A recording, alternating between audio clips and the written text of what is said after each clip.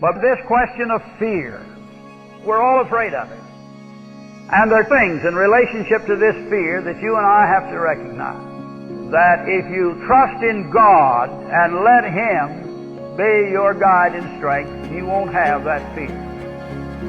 And your fear is in relationship to your trust. As your faith in God gets stronger, your fear dissipates. And as your faith in God gets weaker, your fear arises. You want to have fear dissipated and removed, then you rise up and hold up the name of the living God and look to Him to undertake for you, and He will. It's our faith that brings victory.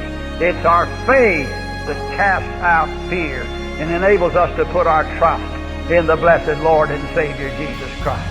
We will worship the man of Galilee who went to a cross 2,000 years ago, and no one can take His place. No one will intercede or interfere. We will not permit it. So it is we have faith without fear.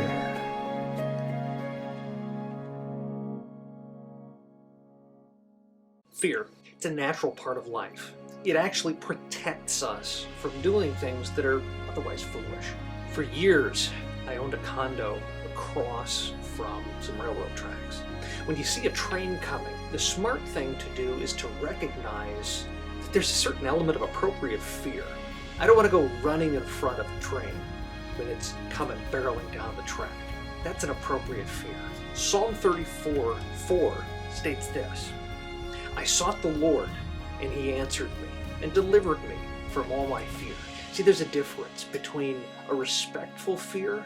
The fear of the Lord is wise, but to be held captive by fears. If, as I lived near these trains, if I were to spring out of bed, fearful every time I heard a train pass, as if it was going to jump the tracks, come across the street, and ran through the building into my bedroom, that might be a little excessive. There are things that are appropriate to be afraid of. But when we're captured by fear, when we're made paranoid by fear, fear takes up residence in our hearts in a way that God has never intended. So God takes that fear away, not by removing always the threat, but by helping us to recognize the limitation of that threat. That God is far larger than anything we might have to fear. That we're still not foolish enough to go play tag with a moving train, not a wise thing to do, but we recognize that fear doesn't hold us prisoner. Fear hasn't captured us. We're not held and bound by fear. The gift of God's wisdom is to understand and get perspective between who God is and what those threats and concerns in our life are. It doesn't mean we take the things that legitimately are there to be afraid of and just dismiss them. It's not acting foolishly. But with discernment, it's understanding what and how much healthy fear, respect for the things that might frighten us there should be.